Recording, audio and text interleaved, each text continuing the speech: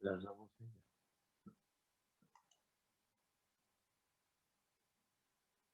Hola, estamos solicitando voz.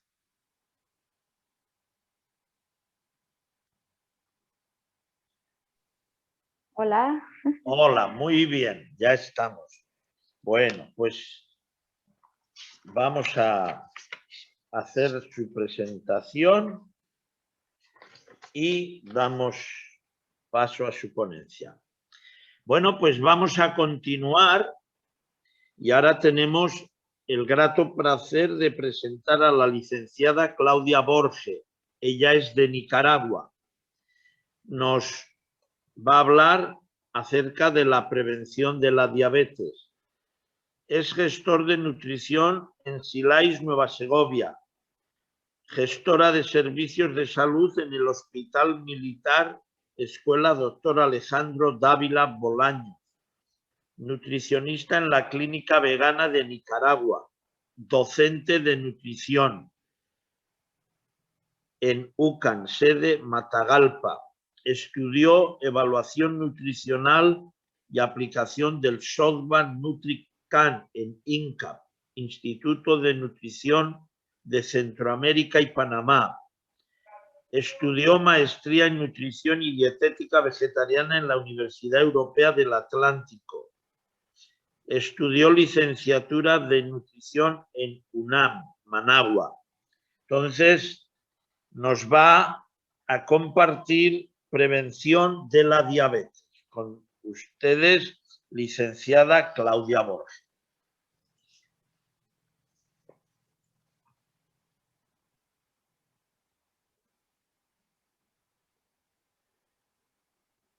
Ok, buenas tardes. Estoy compartiendo pantalla, ¿se logra ver? Sí, perfecto. Puede dar a ampliar la pantalla y así toma toda la... Eso es perfecto. Excelente.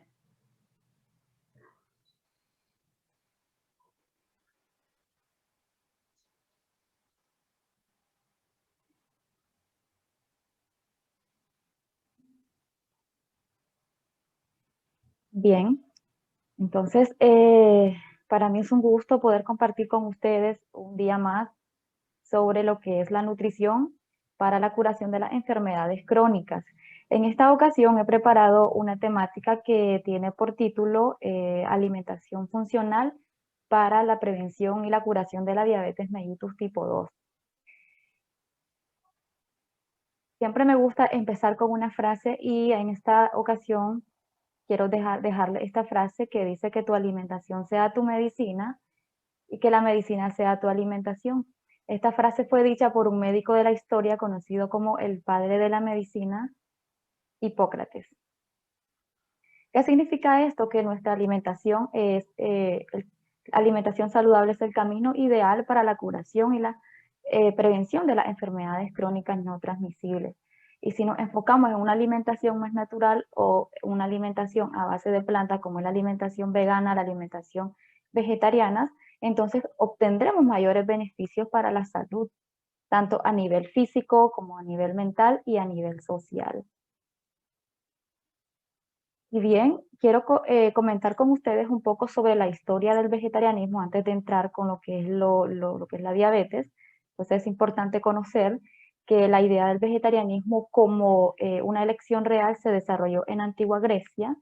Primeramente fue seguida por Pitágoras y Porfirio, pero también fue seguida por Diógenes, Platón, Epicuro y Plutarco.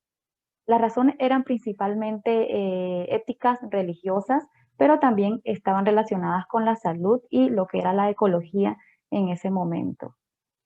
Esta idea se mantuvo incluso entre los romanos por el poeta Ovidio, el filósofo Séneca, los cuales difundieron el estilo de vida vegetariano entre sus contemporáneos. Y ya en el siglo XV, a pesar del renacimiento de las artes y de la ciencia y de lo que es también el vegetarianismo, no tenía su propio renacimiento, pero tenía como ejemplar a Leonardo da Vinci. Además tenía a otros famosos de la historia, pero en especial Leonardo da Vinci se empezó a preocupar en este entonces por el balance de la ingesta y de lo que es la eliminación de los alimentos, o sea, por qué estos eran importantes en nuestro organismo. Y así se empezó lo que era el estudio de lo que es la alimentación en el ser humano. Y un poco sobre la etapa evolutiva del hombre. Entonces, en este caso, nosotros podemos ver diferentes aportes en cuanto durante el siglo XX se empezaron lo que son los estudios sobre los hidratos de carbono, grasas y las proteínas. En este entonces los científicos empezaron a preguntar cómo estas materias se formaban en nuestro cuerpo, en dónde provenían y si eran necesarias o no para nuestro organismo. Además, en este mismo siglo se empezó lo que es, o se dio el impacto de las enfermedades carenciales, como era el escorbuto, la pelagra, el raquitismo, el beriberi, el bocio, el kwashiorkor. Entonces acá se inició ya a profundizar sobre lo que son las vitaminas y los minerales. Entonces ya hasta este entonces teníamos el inicio de lo que es el aporte nutricional de los alimentos, tanto de macronutrientes y de micronutrientes. Además, ya en el siglo XXI, que es en el que nosotros estamos actualmente, se inician los estudios sobre lo que es la alimentación funcional, es decir, la alimentación que es más ideal para el ser humano en cuanto a la prevención y la curación de las enfermedades crónicas. Entonces, especialmente, esto fue el motivo por lo cual se dio el inicio. Ya en este mismo siglo, pues también se dio sobre el interés que nosotros actualmente podemos ver diferentes bibliografías, diferentes investigaciones sobre diferentes tipos de dietas para estos tipos de patologías y podemos encontrar investigaciones y estudios sobre lo que son las dietas macrobióticas, las dietas mediterráneas y lo que son las dietas vegetarianas. La dieta del hombre. ¿Cuál es la dieta ideal del hombre? Entonces, en este caso nosotros podemos ver que el Homo habilis es el primer representante del género humano quien siguió una dieta exclusivamente de origen vegetal. Entonces, estos se alimentaban principalmente de lo que eran las semillas, las frutas, las hierbas, lo que son las flores y las hojas. Según la anatomía comparada de Cuvier nos presenta que nosotros los humanos somos más parecidos a los animales frugívoros que a los animales carnívoros. Y si lo vemos desde la anatomía, entonces vemos que empezando de nuestra dentadura, somos muy diferentes a los animales. Entonces acá podemos ver, no sé si se mira la imagen, acá sí, en la parte de la dentadura de nosotros tenemos una dentadura bastante diferente, principalmente por los premolares y los molares que tienen una cúspide bastante bajas y con mayor grosor, que es principalmente para triturar o para digerir lo que son las fibras de los alimentos. Entonces, si vemos la parte de los animales, en este caso, entonces podemos ver que ellos tienen colmillos grandes, que es principalmente para poder desgarrar lo que es alimentos crudos, alimentos más fuertes, como es en el caso de las carnes.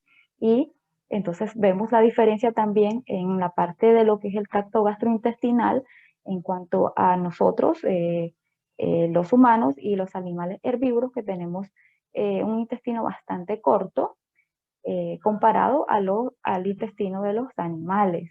Entonces es importante también recordar que durante la digestión nosotros utilizamos enzimas producidas por otros organismos, que es una digestión aloenzimática, que esto también nos acerca mucho a lo que son los animales herbívoros y no a los animales carnívoros. Entonces un poco sobre lo que es la evolución y la historia de la alimentación, del humano, ¿ok?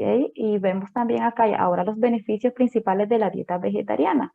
Entonces, los estudios científicos sobre las dietas vegetarianas o las dietas a base de plantas en los países occidentales indican una reducción general en cuanto a los riesgos de enfermedades crónicas no transmisibles principalmente, y según diferentes revisiones bibliográficas también existen información bastante contundente sobre los beneficios que brinda una dieta vegetariana para la salud.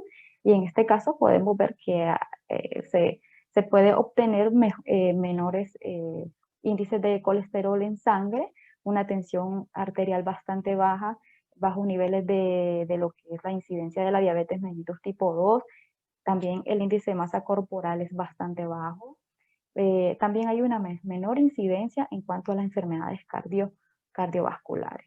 Entonces, los beneficios son bastante grandes cuando nosotros seguimos una alimentación a base de planta o una alimentación vegetariana, pero estrictamente controlada. Y bueno, además de todos estos beneficios, una alimentación vegetariana tiene todos los nutrientes que nuestro cuerpo necesita, los cuales son los macronutrientes, principalmente, que son fuentes energéticas, fuentes estructurales, y los que son los micronutrientes, que tienen una función más protectora para nuestro organismo. ¿Qué significa esto? Que nuestro cuerpo no funciona bien o nuestra salud no logra un nivel adecuado si nosotros no consumimos una variedad de estos alimentos. ¿Por qué? Porque si nosotros nos dedicamos a consumir solo alimentos que contienen carbohidratos, proteínas y grasas, y no consumimos alimentos que contienen vitaminas y minerales, entonces no nos vamos a nutrir adecuadamente, vamos a producir un deterioro a nivel de la flora bacteriana y vamos a tener problemas o complicaciones de salud. Y principalmente cuando nos dedicamos a consumir alimentos altamente procesados, o alimentos que tienen grandes cantidades de azúcar y grandes cantidades de sal en específico o grasas.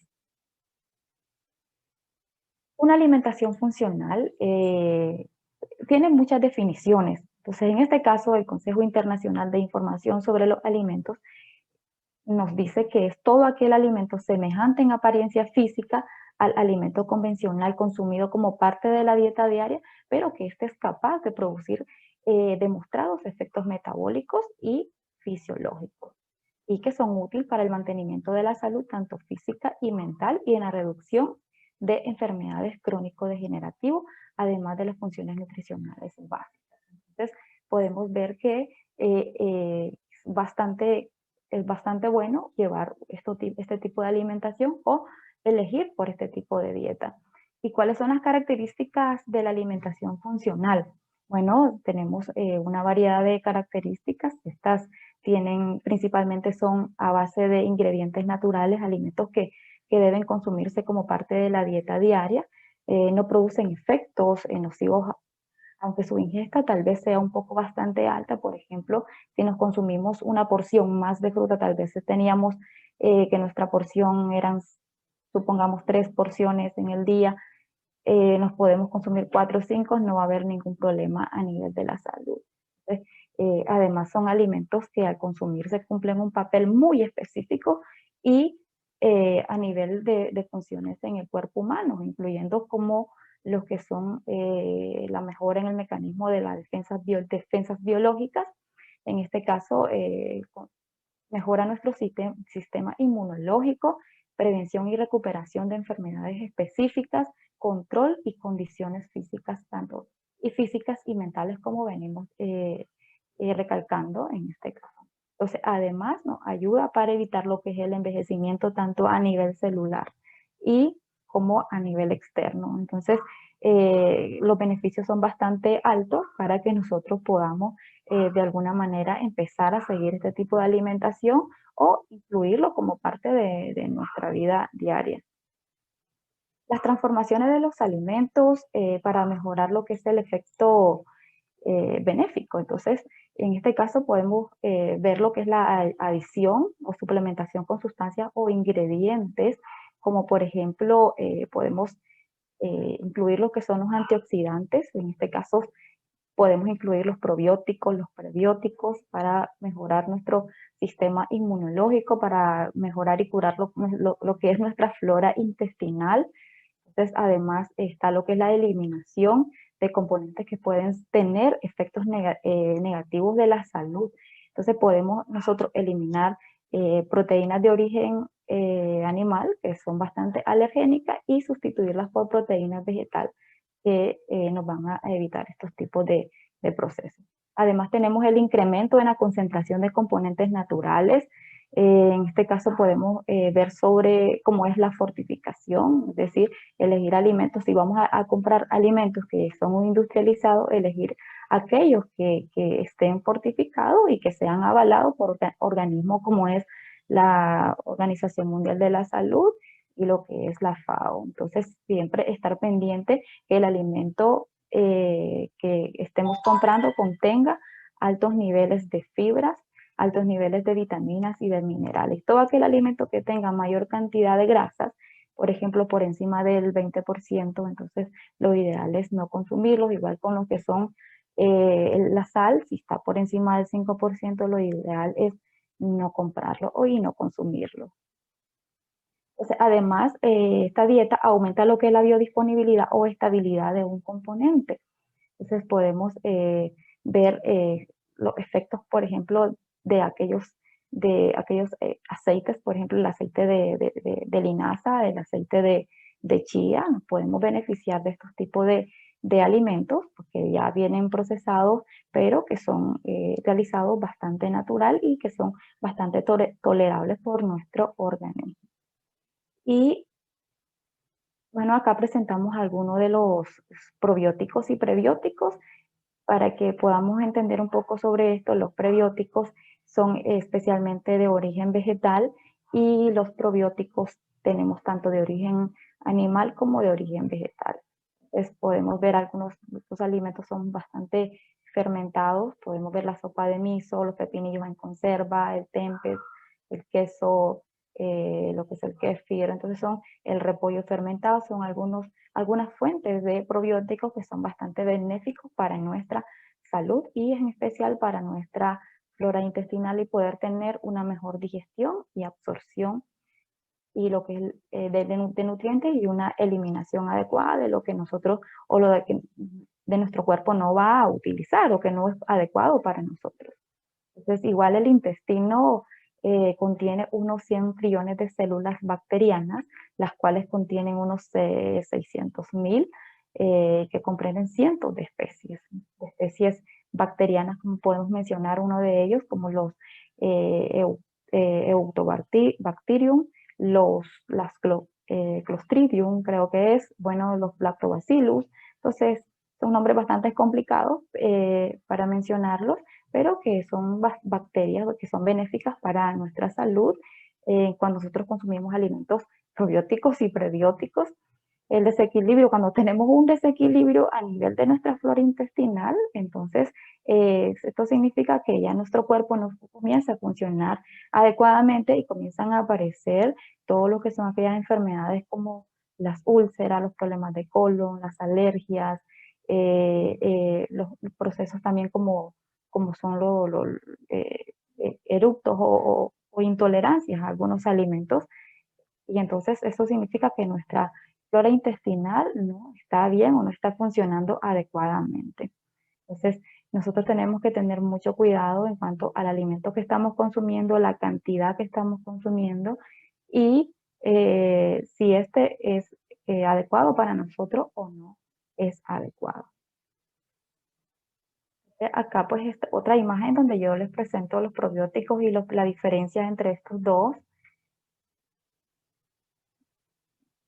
Importante conversar sobre lo que es la fibra. La fibra está presente principalmente en los que son los alimentos vegetales, como las frutas y las verduras, que son fibras insolubles, y lo que son las fibras insolubles que están presentes en lo que son los cereales integrales y los que son alimentos como los tubérculos.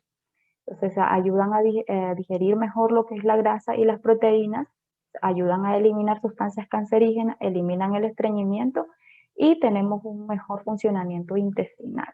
Es importante mencionar que estos alimentos no es adecuado brindarlos a los niños menores de 3 años porque esto retrasa lo que es el crecimiento. Entonces es bueno siempre educarse en este aspecto, pues porque la alimentación del niño es tan diferente a la del adulto, tanto en tipos de alimentos, en preparaciones, entonces es bueno tomarlo en cuenta. Pero sí, ya el niño mayor de 4 años ya podemos incluirle lo que son las fibras.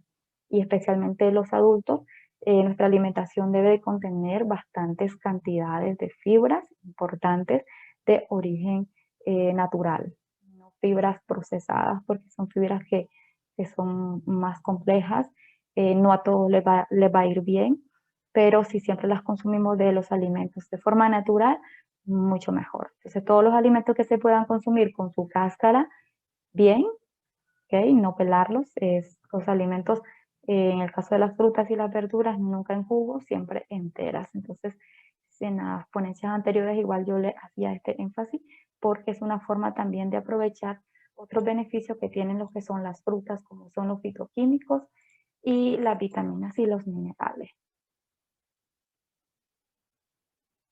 Alimentos funcionales, ¿cuál fue la razón de ser del estudio o cuál es la razón de ser de estos alimentos o por qué el enfoque en ellos? Porque nos previenen todas las enfermedades crónicas degenerativas. Entonces, una de las importancias, acá yo les presento alimentos funcionales. Tenemos todos los grupos de origen vegetal, como son los cereales, los tipos de cereales, los tipos de pseudocereales. Importante, los pseudocereales son alimentos que tienen cantidades de fibras, cantidades proteínas de alto valor biológico, igual las legumbres, las hortalizas y las frutas. También tenemos los que son todas las semillas y los frutos secos. Entonces, las leches y los productos lácteos, en el caso que la persona pues, lleve una alimentación ovo-lacto-vegetariana, entonces tienen otras opciones.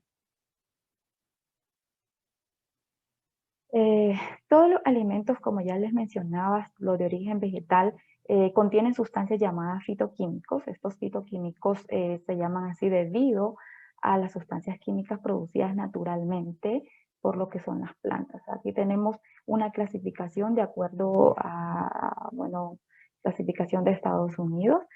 Podemos ver acá nosotros lo que son los fitoesteroles, los fitoestanoles, los carotenoides, los terpenos. O sea, no voy a entrar en detalles con esto porque pues, es bastante amplio explicar cada uno de ellos, pero sí para que tengamos en cuenta y nosotros podamos investigar por nuestra parte los beneficios que cada uno de ellos brinda a nuestra salud. En esta lámina se presentan una serie de frutos secos. Entonces nosotros acá podemos ver una clasificación de los frutos secos que tienen cantidades altas en cuanto a ácidos grasos monoinsaturados, que son lo ideal en nuestra alimentación. Es decir, que nuestra alimentación debe estar compuesta principalmente de grasas saludables, es decir, grasas monoinsaturadas, como son la de los frutos secos y de los aceites de semillas, como ya les mencionaba. Vemos acá todos los beneficios que estos tienen y cuáles son los que nosotros podríamos elegir para un paciente principalmente con obesidad y un paciente con diabetes. Entonces, es bastante bueno pues manejar los tipos de frutos secos que son más benéficos.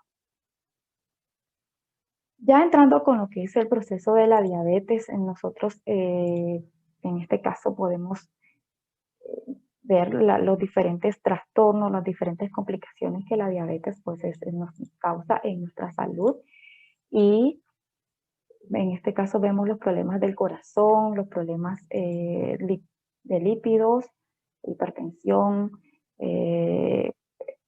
lo que es la demencia, el cáncer. Entonces estos son enfermedades metabólicas, pero vamos en este caso, estamos hablando sobre lo que es la diabetes mellitus y pues vamos a enfocarnos en ella. Pero antes que todo, podemos ver que todas las enfermedades tienen un desencadenante y en este caso es la obesidad. Entonces la obesidad se da por lo que es la inactividad física, el consumo elevado de azúcares y grasas, descontroles del consumo de comidas, excesivos, el consumo de alcohol, entonces problemas emocionales, factores genéticos, hormonales y medicamentos, entre otros. No podemos culpar solamente a la parte genética porque esto es un pequeño porcentaje, todo depende de cómo nosotros nos vayamos desarrollando, entonces, o cómo nosotros vayamos aprendiendo en cuanto a nuestra alimentación, y la alimentación sana, saludable debe de empezar desde el embarazo, la niñez, la adolescencia, para que nosotros podamos tener un adulto sano. Como definición, la diabetes mellitus pues, es una enfermedad crónica que es caracterizada por una alteración general en cuanto al metabolismo que produce un aumento anormal en los niveles de glucosa en sangre. Si no se trata adecuadamente esta enfermedad, entonces produce diferentes complicaciones a nivel de los diferentes tipos de órganos del cuerpo, en este caso también produciendo un poco, por ejemplo, las enfermedades isquémicas del corazón que se caracterizan por lo que es la angina de pecho o lo que es agudo, el miocardio. También tenemos las enfermedades, enfermedad vascular cerebral, son infartos que son clínicamente caracterizados por un foco neurológico, como lo que son, por ejemplo, la hemiplegia. Entonces, también podemos ver otro tipo de enfermedad, como es la enfermedad arterial periférica, que afecta especialmente lo que son las extremidades inferiores. Clínicamente puede manifestarse como son las úlceras, en este caso como el pie diabético, que es bastante común cuando ya la enfermedad se vuelve bastante complicada y que no se ha tratado debidamente. Tenemos también el proceso de la retinopatía, y es una afectación del ojo que esto va progresando y se puede producir hasta ceguera en el paciente. Entonces, también tenemos lo que son las nefropatías, que este tipo de complicación inicialmente afecta, la afectación es asintomática, es decir, en esta etapa ya el paciente está bastante avanzado lo que es el problema y puede llegar a una diálisis, que ya una vez de que el paciente llega a diálisis, ya tratarlo a nivel nutricional, a nivel dietético, se vuelve bastante complicado porque ya tenemos que ver los tipos de nutrientes y si está para poderse digerir adecuadamente. Bebemos también electrolitos, entonces es muy complicado ya en este momento tratar al paciente. Sí se puede hacer, pero siempre y cuando se pueda evitar llegar a ese proceso, entonces sería como que lo más recomendable. Entonces, y así tenemos otras complicaciones que causa lo que es la diabetes. Mellitus, como vemos acá, discapacidad, tolerancias a la que es la glucosa alterada.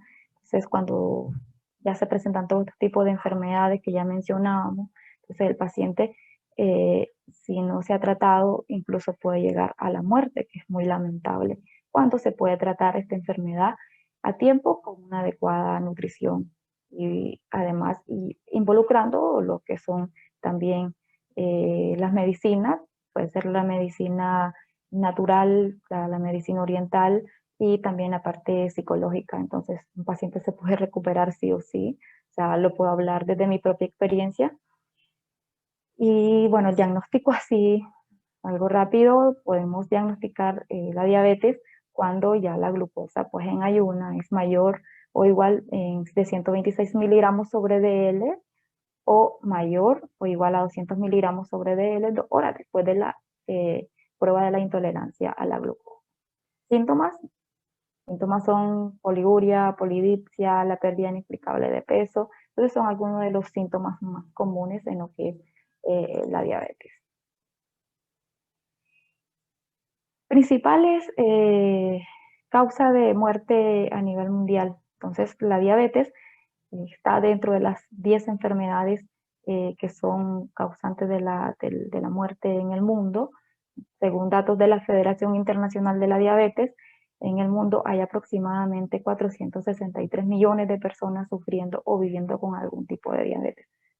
Los datos son bastante altos para que nosotros nos preocupemos y tomemos en cuenta desde un inicio de la enfermedad o pues ir educando adecuadamente a nuestras mujeres embarazadas principalmente, que es el pilar fundamental en el tratamiento, en la educación nutricional, y a los niños y después a los adolescentes, y así pues disminuir lo que son estas altas tasas de padecimiento de diabetes y de muertes.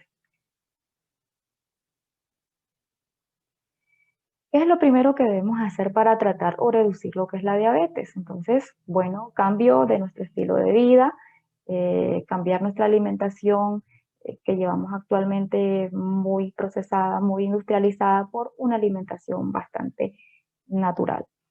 En cuanto al ejercicio, lo ideal es de que sean 150 minutos de actividad física semanal, según la Asociación Americana de la Diabetes y la Organización Mundial de la Salud. Se debe de combinar también ejercicios aeróbicos y ejercicios de fuerza. ¿Cómo se hace esto? Entre 8 a 12 repeticiones por cada grupo muscular. No se deben pasar más de 48 horas sin realizar actividad física. Esto va para todos, tanto para el paciente diabético, para la persona que es sana o la que está padeciendo otro tipo de patología.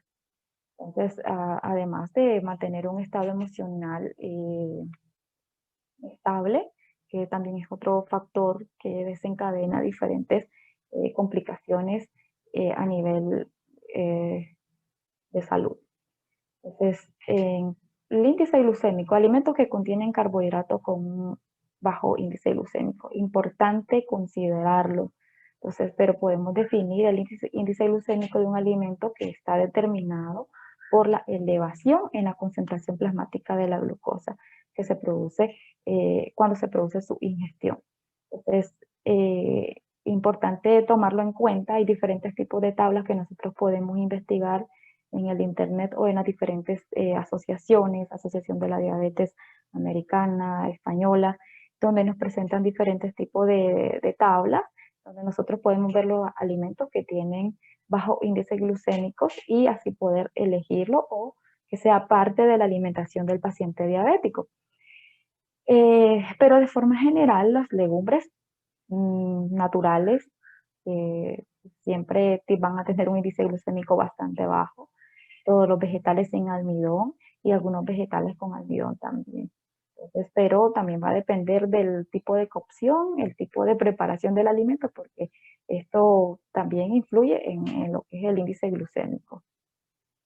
En este caso, con lo que le estoy mencionando es la maduración y el tiempo de lo que es del alimento. Entonces, nosotros podemos ver que esto influye bastante. Un alimento que está bastante, por ejemplo, una fruta que está bastante madura es una fruta que va a tener mayor índice glucémico y cuando lleva mayor tiempo almacenado, igual va a tener un mayor índice glucémico.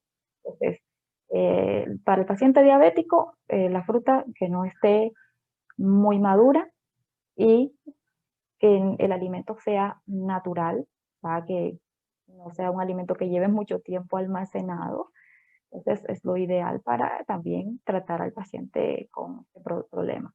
En cuanto a la elaboración, los jugos, todo lo que son los jugos, si nosotros exprimimos una naranja, entonces va a tener menos índice glucémico si nosotros la chupamos que si nosotros quitamos el jugo de esa naranja.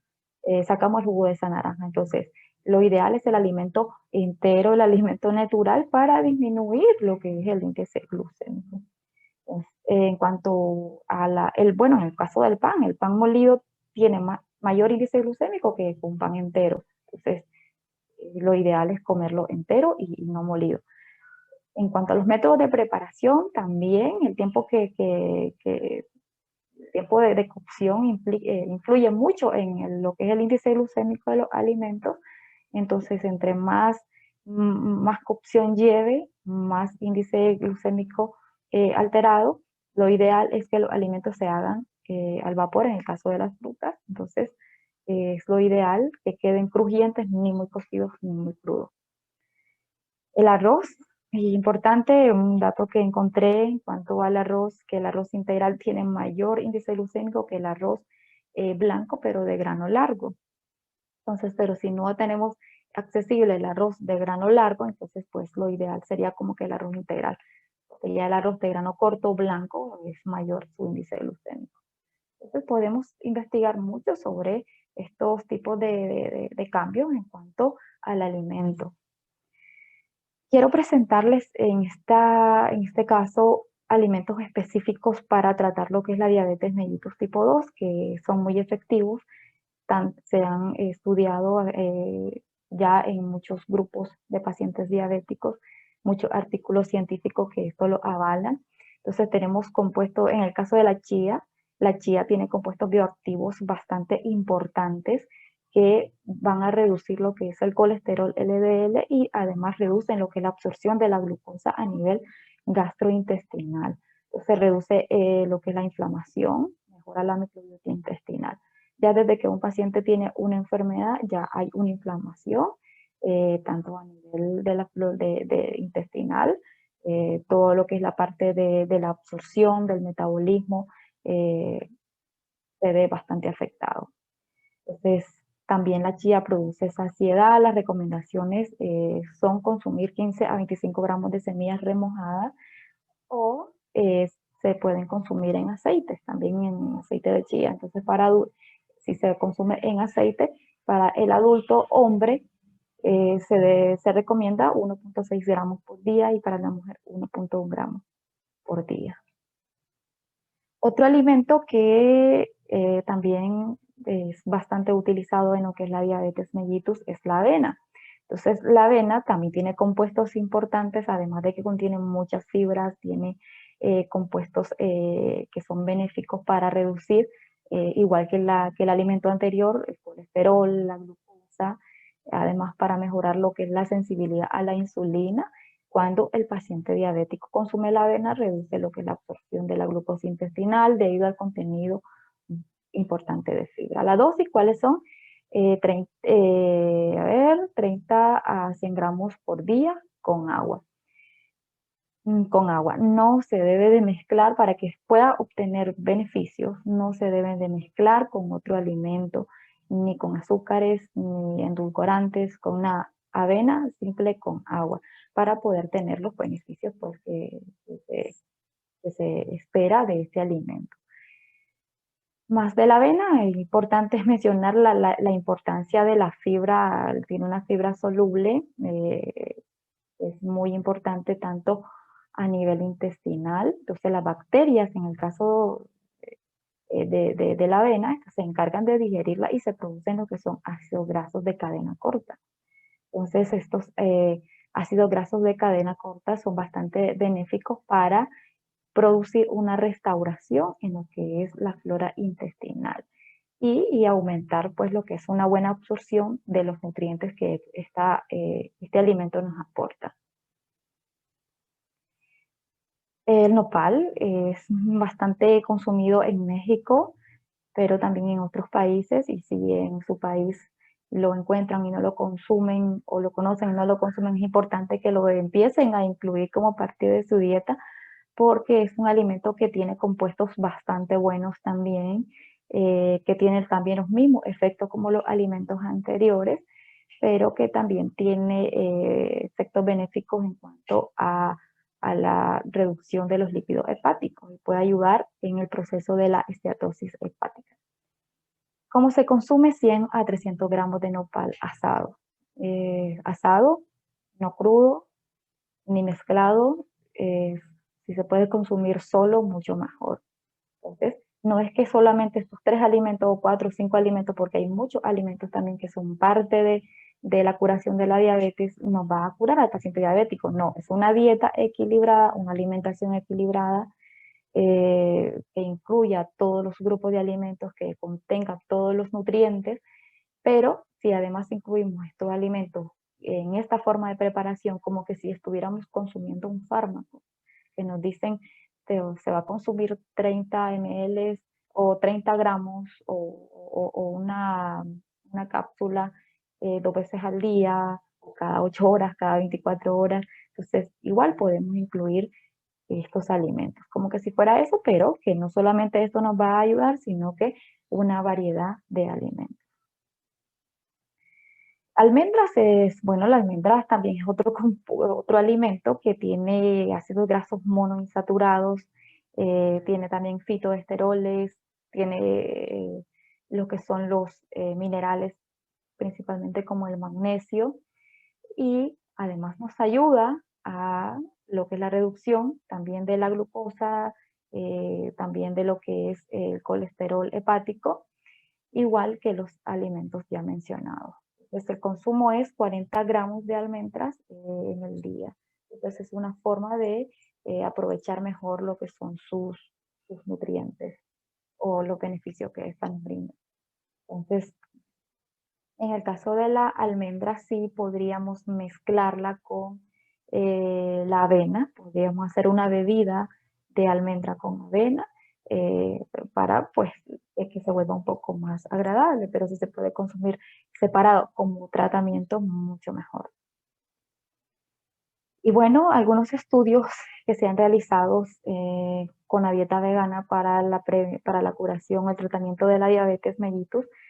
Yo acá les presento un caso en el cual se tomaron 100 personas, 50 se hicieron con una dieta vegana y 50 se hicieron con una dieta según las pautas de la Asociación Americana de la Diabetes. Entonces, los resultados en cuanto a estos los podemos ver en esta tabla. La adherencia en cuanto a la dieta vegana fue del 67%, medicamentos antidiabéticos de reducción, o sea, se redujo a un 43%. En cuanto a la dieta vegana y a la dieta ADA, se redujo a un 26%. Vemos que es más alto con una dieta vegana. El peso se redujo a 6 comparado a la dieta ADA que fueron 4 y el colesterol un 23. Entonces vemos que los beneficios son bastante buenos según diferentes estudios. Este es uno de ellos. Entonces podemos seguir investigando sobre estos.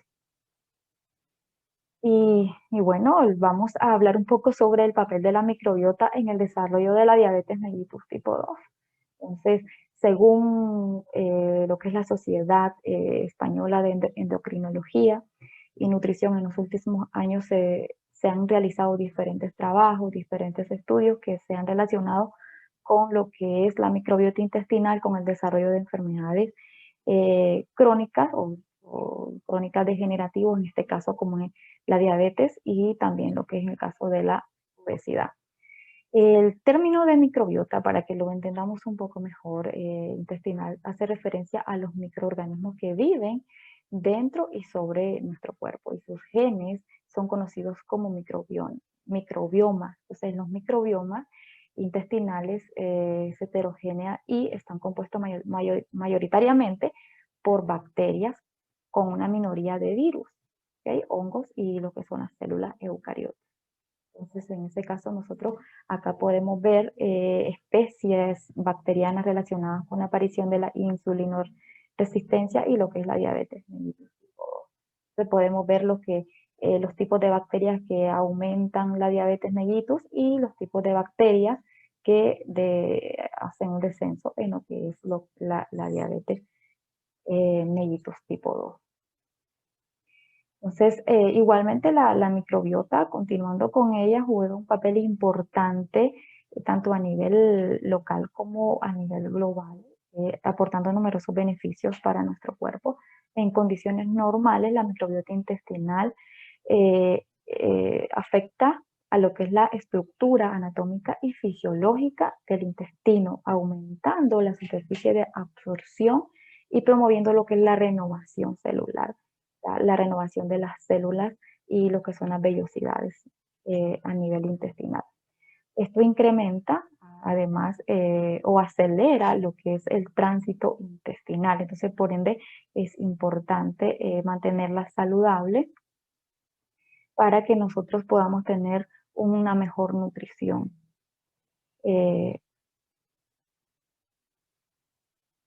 Acá pueden, bueno, la importancia siempre de los probióticos y los prebióticos. En esta imagen nos presenta una dieta rica en proteína animal y grasa. Vemos la abundancia de los que son los tipos de bacterias. Entonces vamos a tener una flora bacteriana bastante deteriorada comparada a una dieta rica en fibra. Entonces vemos fibra vegetal, o sea, una alimentación a base de plantas. Ingredientes funcionales y sus efectos. Acá podemos ver los probióticos, los tipos de bacterias, prebióticos, los tipos de bacterias, vitaminas y minerales, antioxidantes, ácidos grasos y los fitoquímicos. Son los ingredientes funcionales. Entonces, por este contenido es que los alimentos sean llamados alimentos funcionales. Entonces, por la importancia de esta cantidad de micronutrientes, además de fitoquímicos, fibras que contienen cada uno de ellos.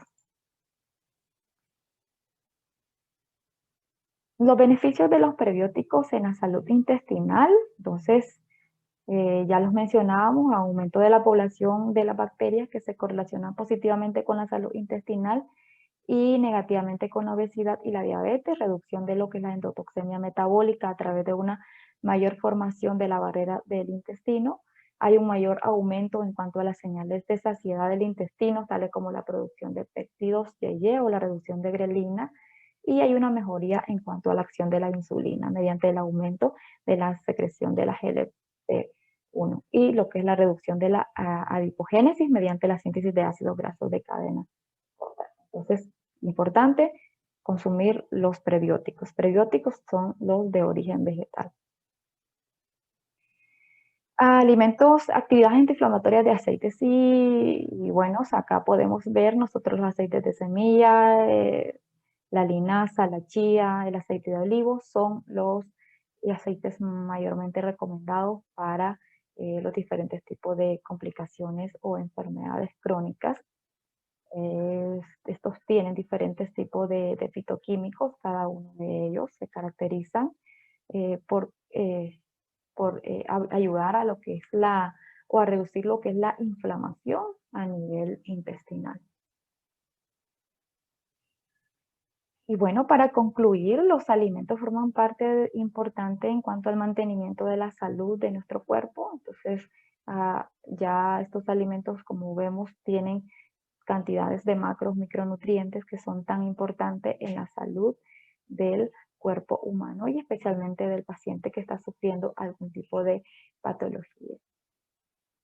Acá yo les presento algunos de los artículos que fueron revisados para esta ponencia, para que ustedes puedan ya con más tiempo revisar y leer un poco más sobre estos tipos de alimentación.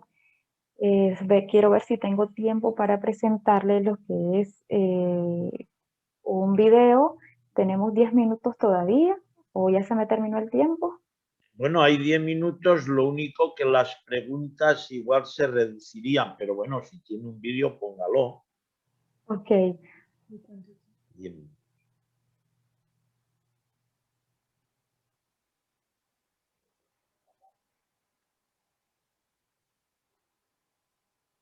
¿Se escucha bien? No se escucha. ¿Ahora? Se escucha, pero bajito.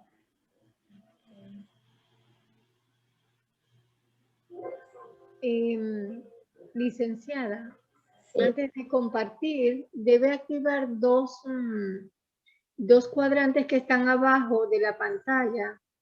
Cuando usted le da a compartir pantalla, abajo de la lámina que le sale a usted en la pantalla, hay dos cuadritos que debe marcar para mejorar la calidad y para mejorar el audio cuando presente el video. Vamos a ver si se puede, si puedo. A ver. Eso se da antes de compartir. Ok. Debe salirle una pantallita del Zoom donde usted le despliega la pantalla donde tiene todos los archivos del escritorio.